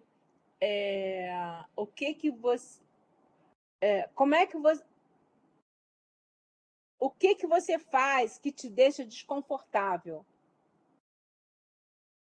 Qual o ambiente que te deixa desconfortável? Qual a palavra que te deixa desconfortável? Aí você vai tentar entender o sentido que ela fez daquele desconforto. Porque o que é desconfortável para você não é desconfortável para o outro. Vou dar um exemplo, a questão que eu até citei, acho que para vocês, a questão da religião e da vivência religiosa numa festa de Natal, por exemplo, né? Aí, na sua família, você festeja o Natal no dia seguinte.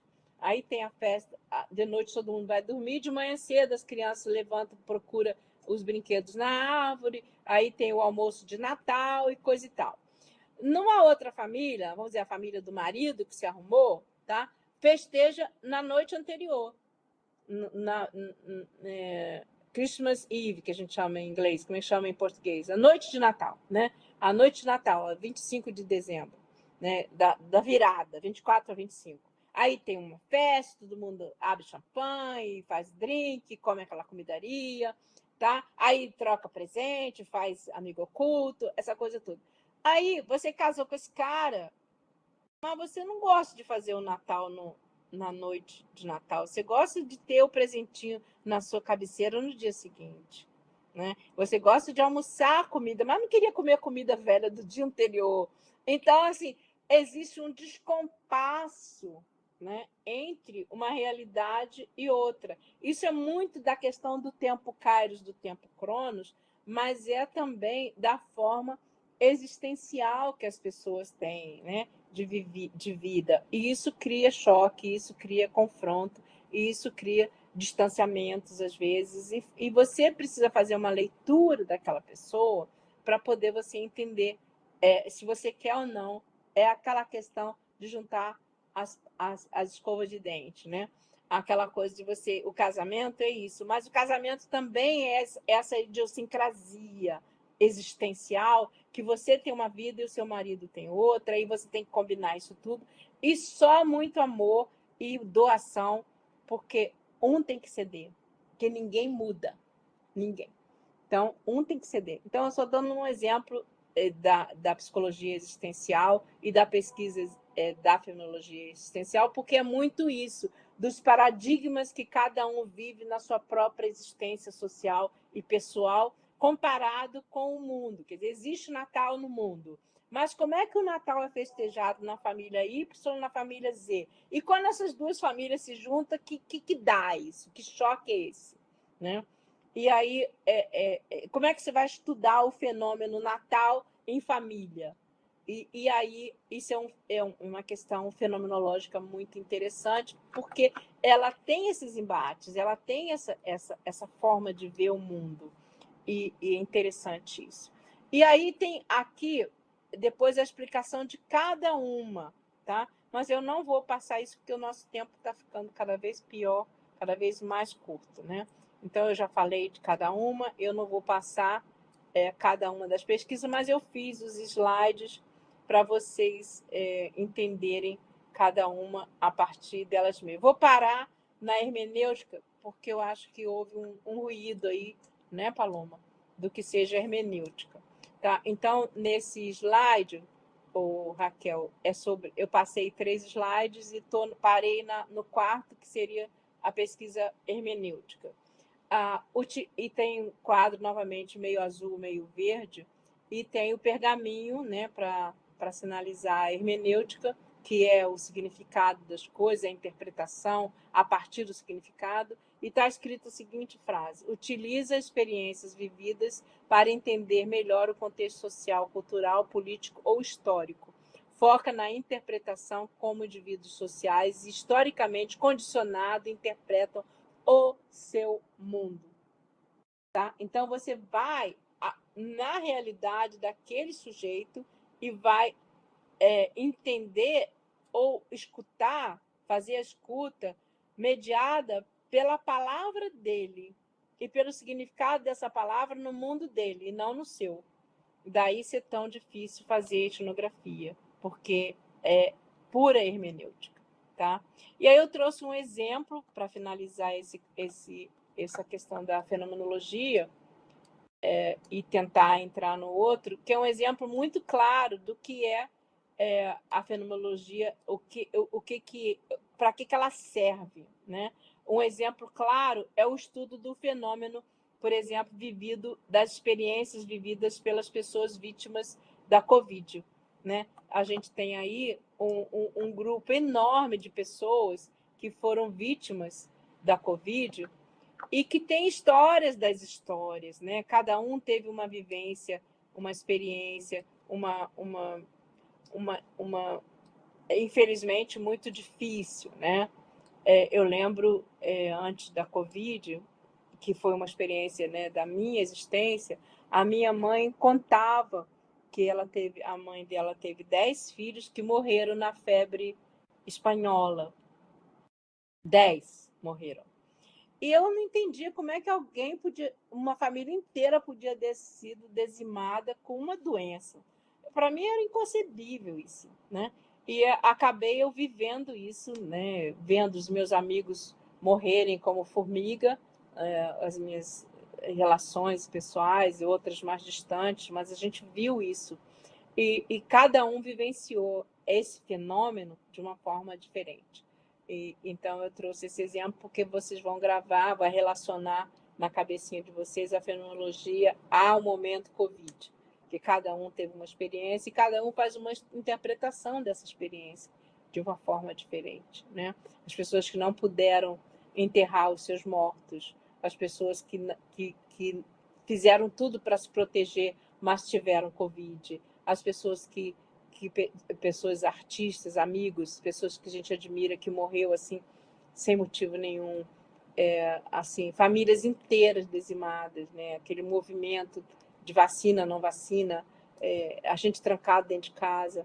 Então, cada um tem uma vivência desse fenômeno histórico, mundial, né? Que é bem global, que se materializou na vidinha de cada um dentro de sua casa, né? No uso da máscara, entenderam? Aquele quadro que eu fiz,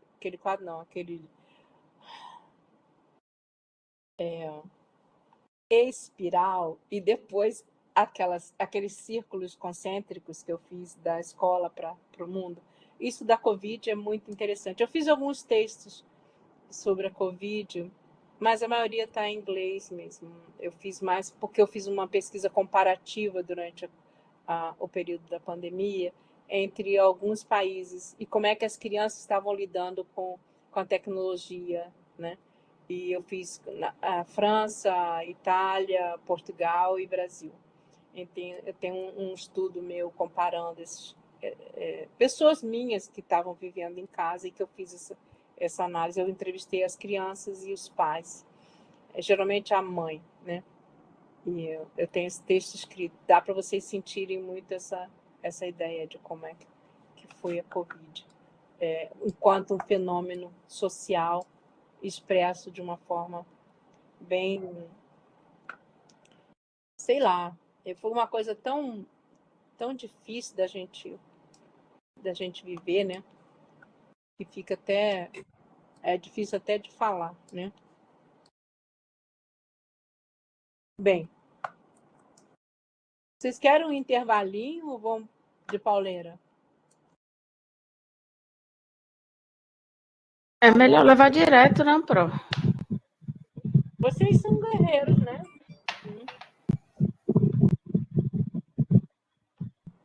Eu já sabia o que a minha sobrinha está querendo. número da minha conta da internet, deve ser para eu comprar alguma. Ai, meu Deus, eles querem que eu fique o tempo todo, como se eu tivesse outra vida não se cuidar da casa, né? Tudo bem, deixa eu mandar para ela aqui o número, senão ela vai ficar administrar as coisas de casa, a aula só na internet mesmo. Eu acho que a professora está precisando de um minutinho, não, prof? Não, eu queria que vocês me dessem uma visão, assim, eu queria perguntar para vocês o que vocês entenderam. Como que vocês se veem na perspectiva fenomenológica, que eu acho muito importante que vocês se coloquem, né, nessa perspectiva. Quer dizer, como é que está a pesquisa de vocês em relação à fenomenologia? Essa seria a pergunta.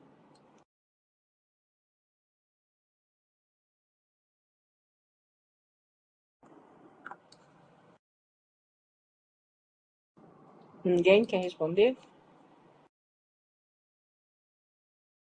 Vocês se veem nesse paradigma? Eu vou falar, Pro. Assim, para mim, esse momento agora de mestrado, essa questão assim, da produção, essa questão assim, das leituras, para mim está sendo assim, um pouco difícil, porque eu não tive assim, uma base boa na minha graduação, entendeu? Então, assim, eu estou assim, aí a minha orientadora, me sugeriu para que eu focasse bastante agora nessas duas disciplinas, que era a da senhora e dos outros professores. Na última semana, eu tive uma reunião com ela, com a minha orientadora, e ela começou já a me orientar, né, em relação assim, à leitura de alguns textos. Falei para ela que as aulas da senhora está sendo para mim assim, uma bússola, entendeu? Que vai ser a partir aí ela confirmou que vai ser a partir da sua disciplina, que vai dar um norte, e principalmente eu falei para ela que eu tinha dificuldade na questão da metodologia, né, que no caso, né, a minha pesquisa vai ter que ter essa parte da metodologia, e eu estava com dificuldade. Ela disse para eu relaxar, né, que vai dar certo. Aí depois eu quero falar com a senhora também assim, no privado, para a senhora me passar algumas referências para dar continuidade nessa questão, porque o que eu percebi é que tem algumas pessoas que estão convidando a gente para assistir algumas bancas, e os professores que estão na banca, eles estão cobrando bastante a questão da metodologia. Então, assim, cada aula que a senhora dá assim, uma luzinha. Deixa eu te uma falar, chacoalhada. Juriti. Olha só, eu não sabia nada de etnografia. Eu cheguei nos Estados Unidos sabendo que eu precisava de uma outra metodologia, mas não sabia nada. E, cara, eu tirei 0,4 em inglês na prova. Se identifica comigo? Tá. Fora que eu não tinha a menor ideia o que era aquele país. Um bando de racistas, as pessoas difíceis, todo mundo, muito dinheiro, muita abundância, muita gente naquela pobreza.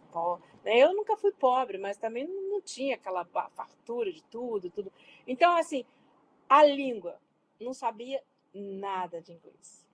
Hoje, a minha primeira língua é inglês. Nem português eu falo tão bem quanto inglês. Eu escrevo 1000 vezes melhor, porque tudo que eu aprendi academicamente foi em inglês. Então, não tenha medo. Essa insegurança que você está, todo mundo tem. Essa deficiência, eu digo que eu sou analfabeta em 4 línguas. Por quê? Eu não sei falar português direito, não sei falar inglês direito, não sei falar francês inglês, não sei falar espanhol direito. Mas todas elas eu me viro. Tá? Então, o importante é a sua atitude diante esse desafio que é você fazer o mestrado e caminhar para o doutorado, que eu já te convidei para fazer isso. Tá? Então, não existe essa coisa de eu não sei. Você não sabia e está caminhando para saber. Você não sabe porque você nunca foi exposto a isso. À medida que você vai se expondo, você vai aprendendo. Você tem o seu tempo Kairos. que você pensa que está defasado em algumas coisas, mas e a experiência que você tem, que nós não temos? De vida, de comunidade, de religião até, não sei, de rituais, né? Essa experiência, por exemplo, para quem faz etnografia, é fantástica, porque você tem o ritual na sua pele. E eu tive que aprender o que é um ritual. Então, assim, o que é em etnografia o ritual? Tudo tem um rito, tudo tem uma forma de ser, né? E você já sabe disso. Você chegou aí levantando o dedinho para o Kairos e para o Cronos. Eu fui descobrir isso nos Estados Unidos com 30 anos. Entendeu? Você vive isso. Então, não tenha medo, sabe? Isso que eu estou dando, isso vai se expandir. Tem um monte de coisa para ler. Eu tenho um monte de artigos em português e em outras línguas. Você vai traduzir isso para a sua língua, para o seu povo poder aprender, tá? Daqui a pouco vão criar, assim como criaram o Braille, como tem essas traduções instantâneas, vai ter tradução na sua língua também. E você vai criar uma universidade dentro da sua cultura. É isso que você precisa fazer. É essa a sua missão aqui. Entendeu? Você tem uma missão muito maior do que achar que você tem dificuldade. Esquece. Vai tocando. Cada dia um dia. Tá? Quem mais quer falar alguma coisa? Foi profunda, viu? Não é profunda. Gratidão. É a realidade, meu amor. É a sua realidade e a minha realidade. É como eu te vejo, é como eu te encontrei e o que eu conheço da sua realidade que existe. Nada. Não conheço nada. Entendeu? Então, eu tô vendo eu tô espelhando a minha realidade na sua. E a única realidade que eu tenho é sair de Cachoeira de Macacu, tá? Que é uma cidade desse tamaninho, tá? E ir para morar nos Estados Unidos, viver em outros países, e cada país é um preconceito, é uma religião, uma vida totalmente diferente. Cada um fala uma língua diferente, uma palavra significa uma coisa numa língua, outra coisa na outra, e você vai vivendo. Eu sabia alguma coisa? Não sabia nada, eu continuo sem saber nada. Eu vou aprendendo. Só que eu aprendi a lidar com a aprendizagem como processo e não como uma coisa já pronta. Né? Então, você fala assim, mas tem coisa que eu não sei.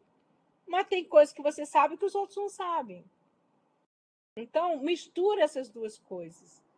Tá? Pega o que você sabe e como eu faço aqui o tempo todo. Eu não pego sempre a minha realidade, a realidade da minha pesquisa, da minha vida, e passo para vocês como exemplo.